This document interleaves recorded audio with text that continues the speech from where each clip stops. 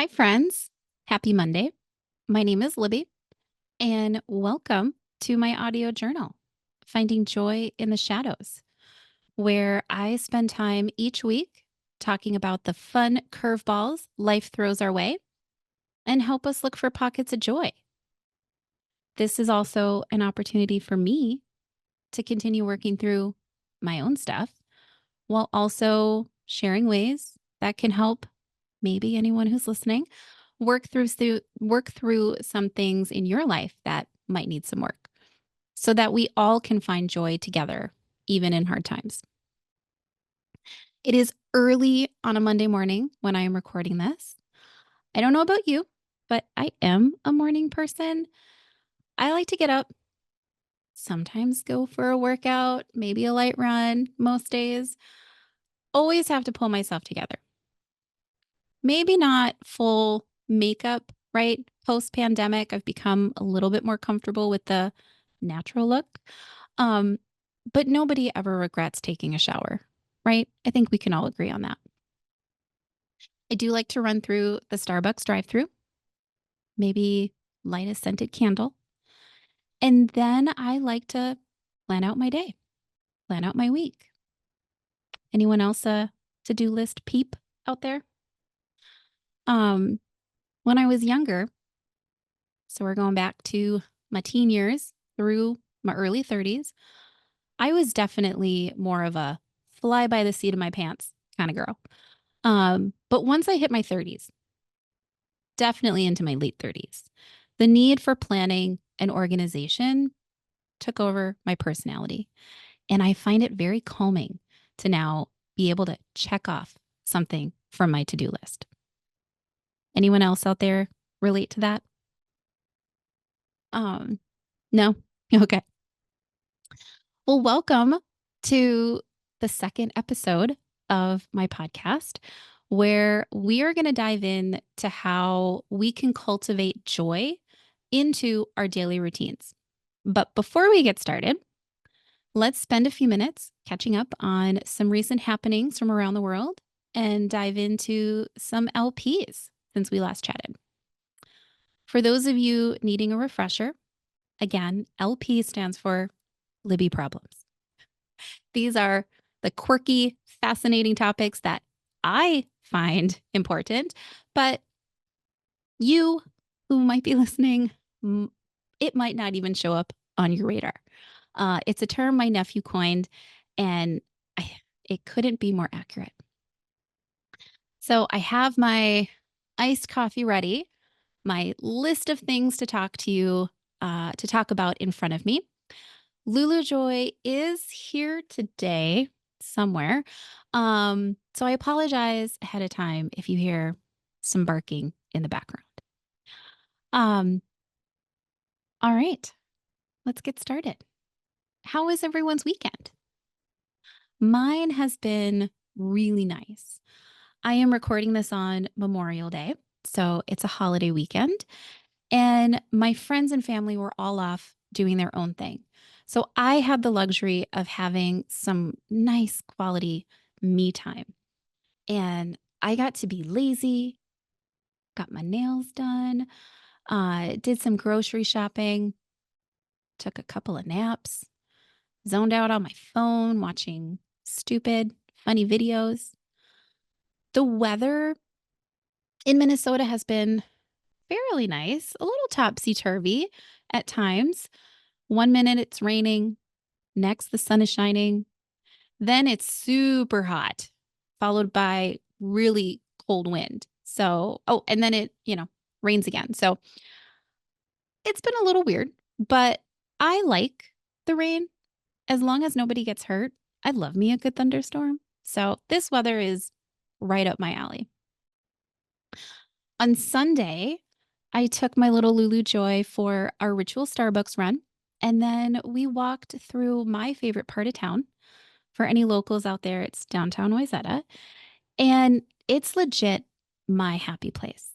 It's right on the water, cute shops, manicured sidewalks, and flowers, flowers everywhere. It's where I plan to retire. So I like to hang out there as much as I can because I feel like it's going to help speed up my manifesting. It's like my little nod, nod, wink, wink to the universe. Let's see. My homeboy, Namjoon, or RM from BTS, he released his second album. I think it's his second solo album. I could be wrong, but I think it's his second album. And it's called Right Place, Wrong Person. And oh my stars, it is so freaking good. For any army out there wondering why I call him Namjoon and not RM, I remember those first couple of Google searches when I literally had to ask who are the members of BTS because there's 7 of them and it took me a minute to learn their names. And an RM, which stands for Rap Monster, for whatever reason, just was not sticking in the brain. So for me, every time I would go on Google and search who are the members, Kim Namjoon, that just stuck. Sorry. Anyway, most BTS songs, I think it's safe to say, have that type of beat that is really good for working out, going for a run, dancing, or maybe driving fast in your car. I can't say I've ever done that, but if you know, you know. Um, However, this new album from Namjoon is relaxing and cathartic. And it was the absolute perfect background soundtrack for my weekend. Let me just say, Namjoon did not hold back. Homeboy had some things to say, and he said them. Like I said in my first pod last week, I am new to this whole BTS fandom. I'm only a year and a half in. And one of the things that the members do often is they have these live sessions where they go online and they get to talk directly to their fans, and their fans can write comments to them in real time. And I think the whole thing is genius. I wish New Kids on the Block had something like this back in my day. Does anyone else remember getting those cassette tapes that were packaged with our New Kids Barbie doll? Anyone? This was like the Gen X version of our idols going live for us. My friends and I, we would listen to those cassettes over and over again. And I think if memory serves correct, all they were doing was talking and telling random jokes that I think at the time I didn't even get. It was nothing crazy. They weren't singing any songs, but it felt more special. If my cousin Jen is listening, please keep me honest and let me know if I have that memory correct. So anyway, watching the BTS lives was a completely new thing for me, but I was all in. Now, I will say I am studying Korean, but I am certainly not fluent. I can still only speak in one word sentences. But Namjoon's English is like perfect. So I liked tuning into his lives because I could listen in real time and not have to wait for the translation to come out days later. Now, again, last year I was very new to the fandom. Didn't know them, didn't know what to expect. I really just didn't know anything. But watching his lives, I definitely got this sense that maybe something was bothering him. And I noticed on one live in particular, the comment section was not speaking particularly kindly. I wouldn't say the comments were directed at him, but they were definitely referencing something I wasn't familiar with. And, safe to say, peeps were not happy about whatever it was. And at one point, I remember Namjoon stopped what he was saying and he was just like, guys, enough. I saw what you were talking about, but I'm not going to talk about it. And that made me sit up and I was like, whoa, what's going on? Is this normal? Remember, none of this was discussed in my orientation packet as a newbie fan. So I didn't know what was going on, but I could tell something was up. And in that moment, I just wanted to give him a hug. So I did. I sent him kind of that virtual hug because I just felt like he needed it. Well, fast forward to this album, and like I said, Homeboy had some things to say, and he said them. I'm glad he had an outlet to get some of these things off of his chest. If you take a listen I highly recommend listening to Out of Love, Heaven, and Around the World in a Day. They have already become some of my favorite songs and pretty much been on repeat all weekend. So go stream if you haven't already. There were some movie trailers that came out over the weekend. Did anyone get a chance to see the new trailer that dropped for Beetlejuice? Oh my stars. It looks so good. It gave me goosebumps seeing Michael Keaton in that black and white suit, and I cannot wait for the fall for this movie to come out. I will admit I was nervous when I heard that they were doing a remake because when you hear about a beloved childhood movie or a movie from your childhood or something from your childhood, you get a little protective, right? And I think we have reason to be protective of those things. The recent Sex and the City reboot basically destroyed how I feel towards the characters in that show with the recent storylines. And so I was very skeptical. I was very protective um, of what this was going to look like. I didn't know what it was going to look like, but my fears were calmed the moment I saw Michael Keaton in that black and white suit, and hearing his voice just put my heart and my fears at ease. Um, and the other trailer that dropped was for the new Beverly Hills Cop movie. And seeing Eddie Murphy as Axel Foley again, along with the original cast, legit warmed my heart. Kevin Bacon is going to be in this one, and he looks darn good. Not sure if his character will be good or if he'll be one of the bad guys that's organizing whatever crime wave Axel is now saving Beverly Hills from. But I love it. I love what I've seen so far. I'm super stoked to see it.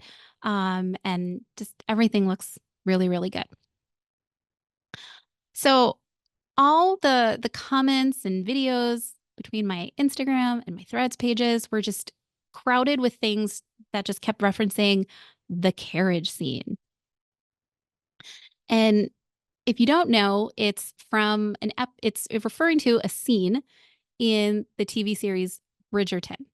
Now I have not seen a single episode yet, so I was a little in the dark, but hearing about this carriage scene definitely piqued my interest, right? I wanted to know what people were talking about. And so I've pieced together a few things between recap videos and comments that something steamy went down in the back of a carriage. And I was having dinner and drinks with a very dear friend of mine the other day, Kirsty, and I brought this topic up to see if she knew anything about it, and she did.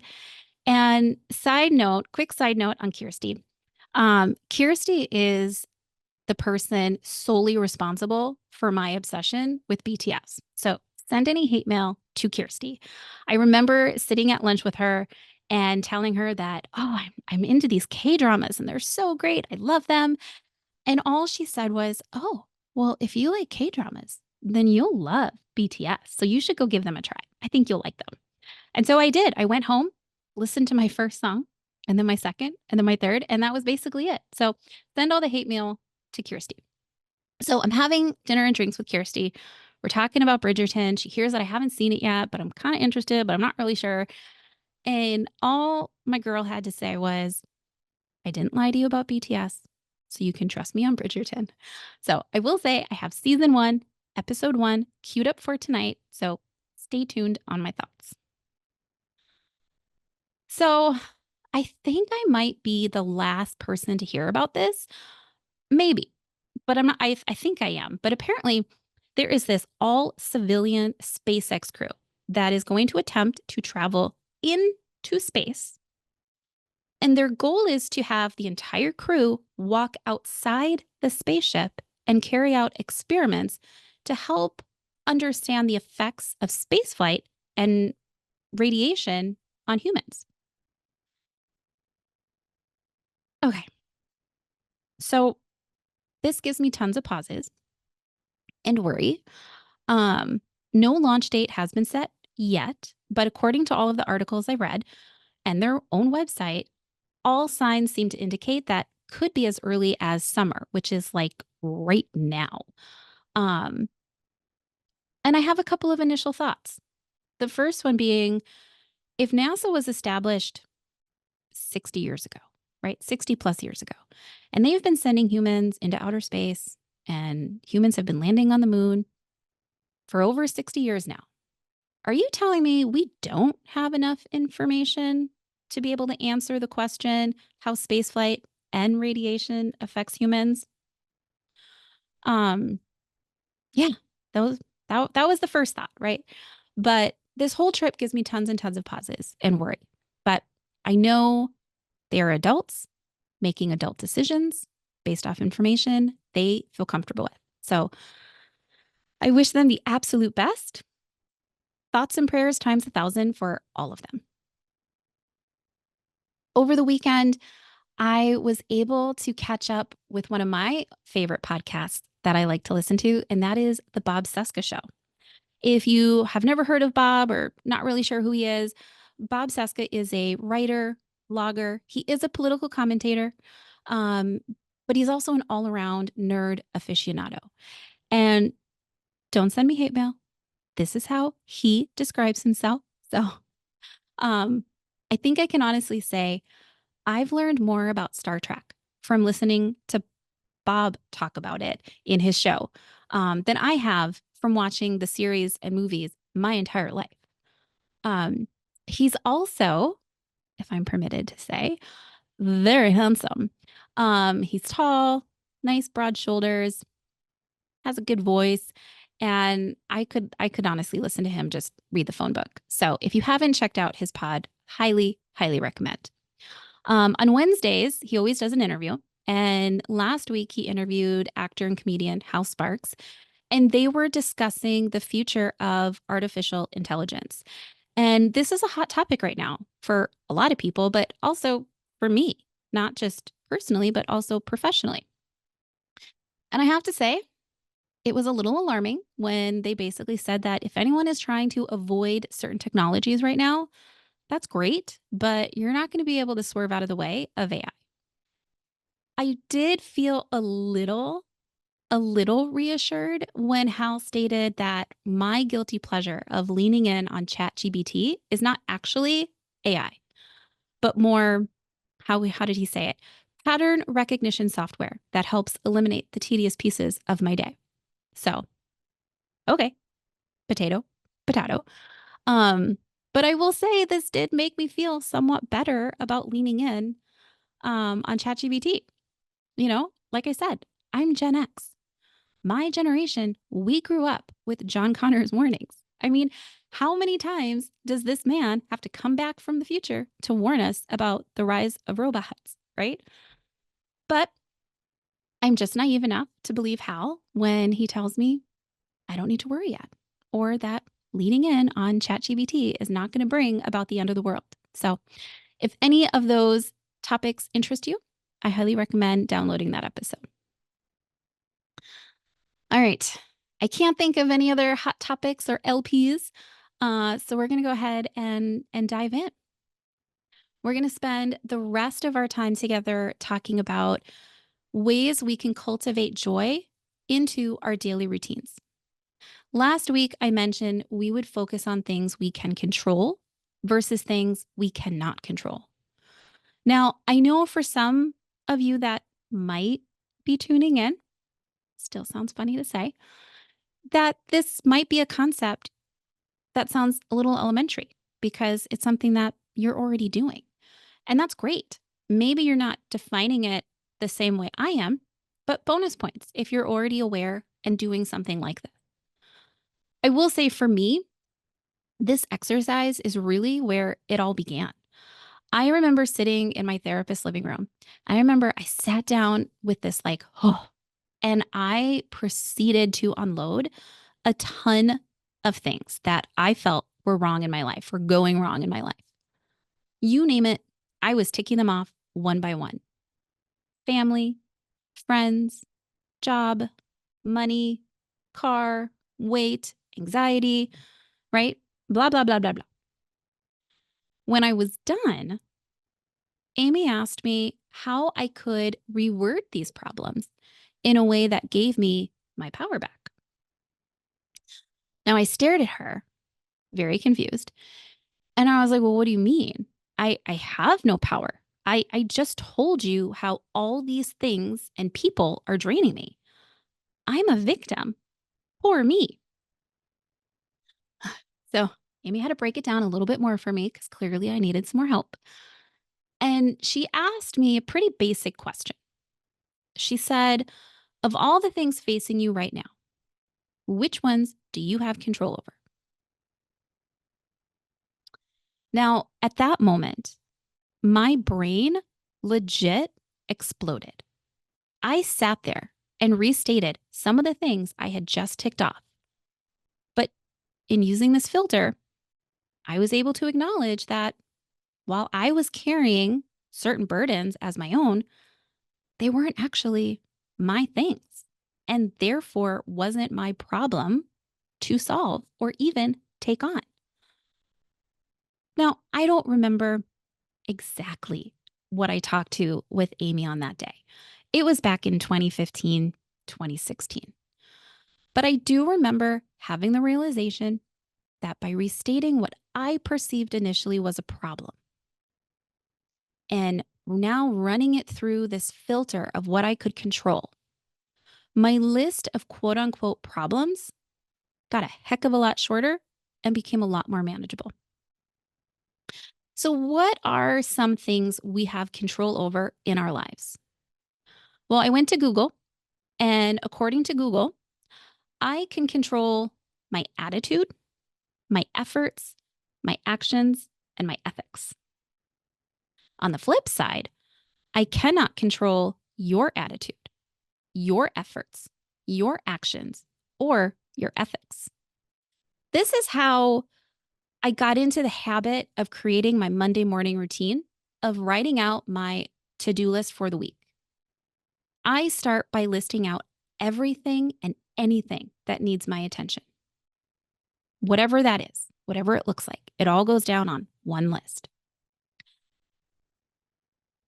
And then I put little stars or little asterisks next to the items I have 100% control over. And then I take those items only and I move them on to my official to do list. I have trained my brain to still be aware of the items I can't control, but my attitude, efforts, actions, and ethics are all focused on the items I can control. I then set deadlines for when I will complete these said tasks, and I proceed with my day and my week. Now, I will admit, I am not reinventing the wheel here. I know this. However, for me, learning how to use this filter in my life, it became the baseline that has helped me become stronger personally and professionally.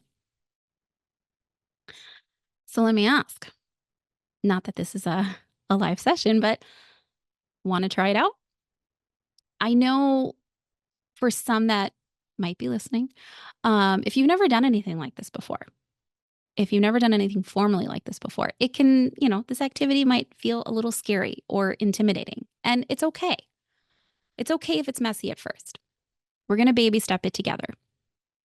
I'll take you through each of the steps involved. So, the first thing we want to do is we need to create our master list. Dun, dun, dun. Just kidding. It's not that scary, I promise. We want to start by writing down everything and anything that requires our attention. It might be one page, might be multiple pages.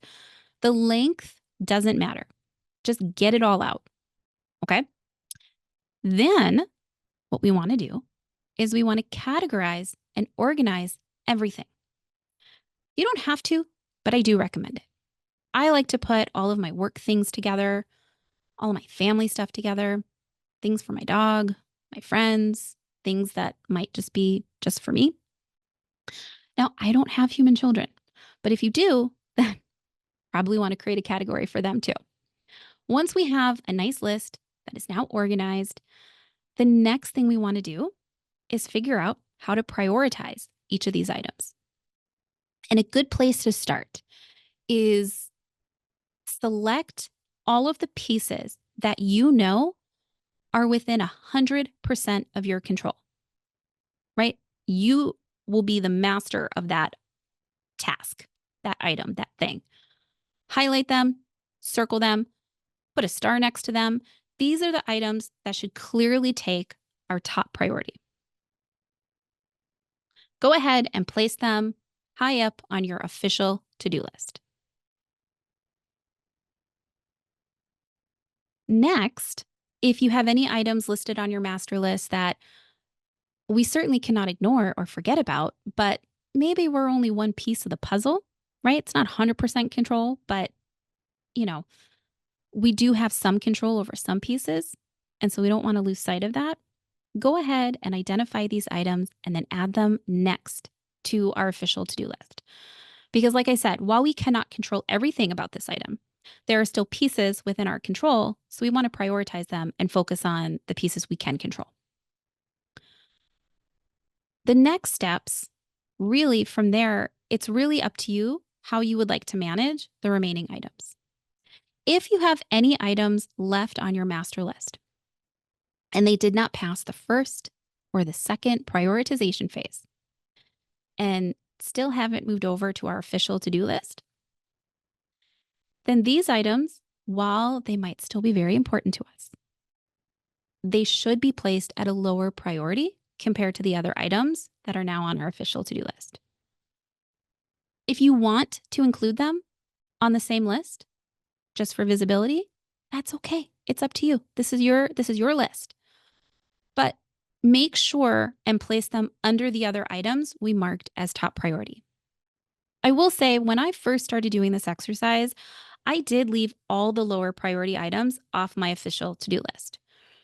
In fact, I created a second list for all the things I had zero control over, just so I could see it better.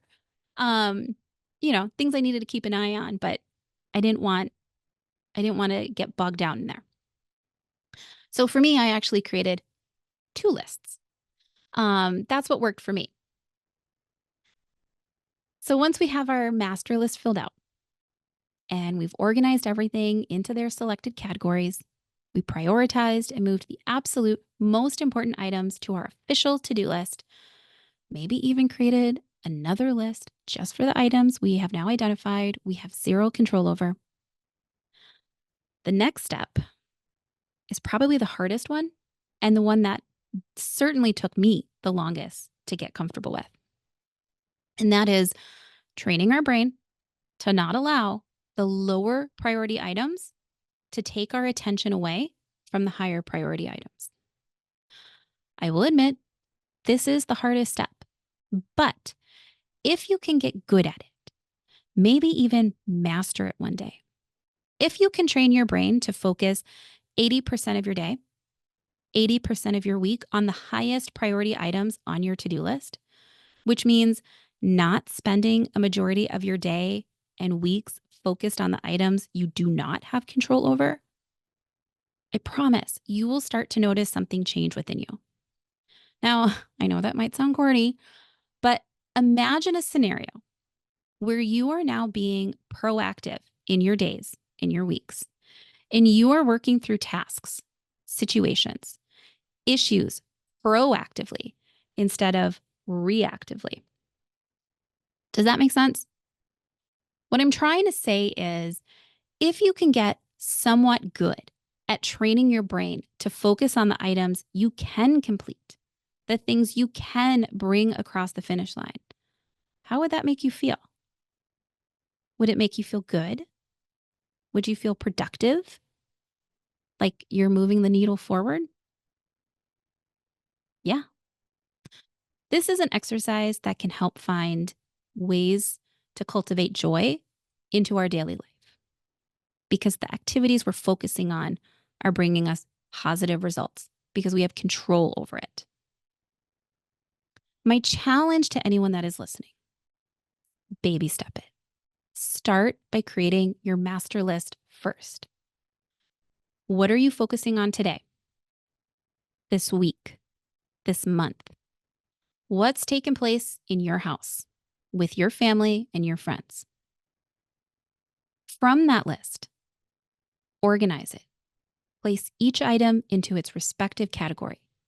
And then Prioritize and identify the items you can control, and then build out a plan with deadlines set on when you're going to finish those goals.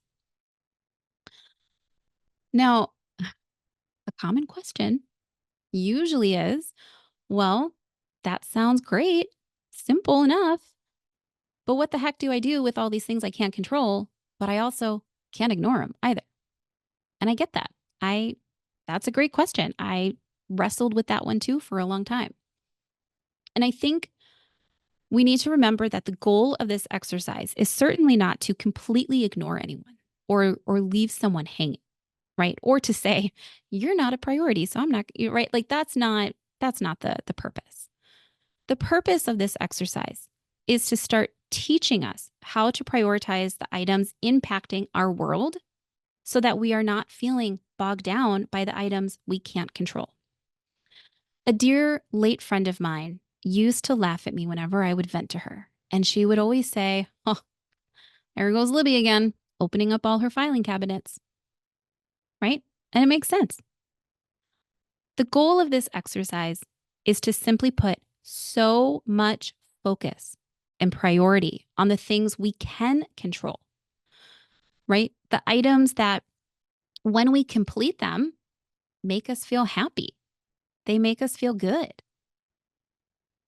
A helpful tip that I picked up in helping me retrain my brain is whenever something was in front of me and I couldn't control it, I would say this to myself, but sometimes I would say it out loud.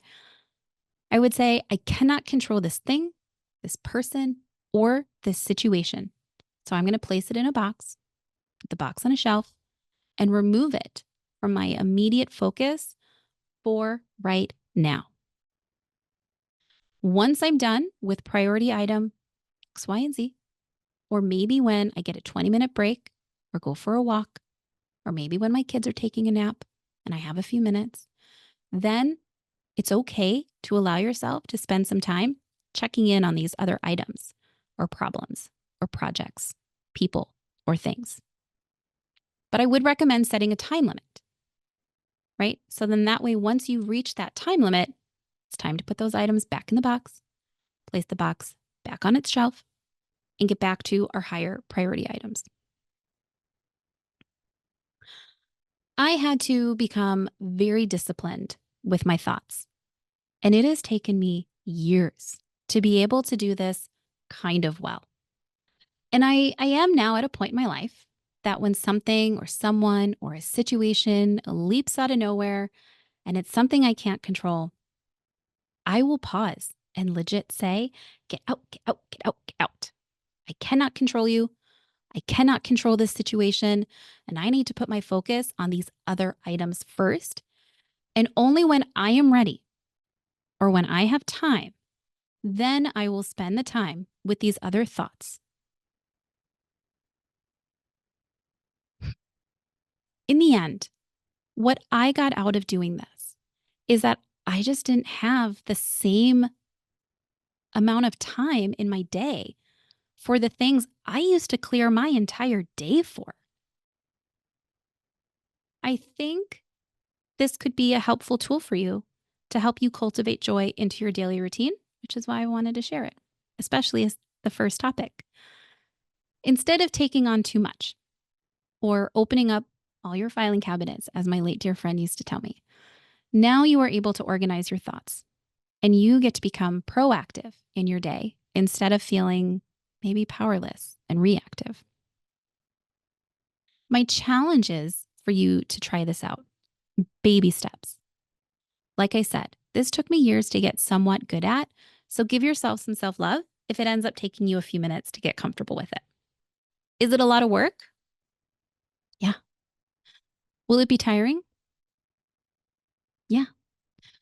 Putting in this work is exhausting, but the payoff is so sweet.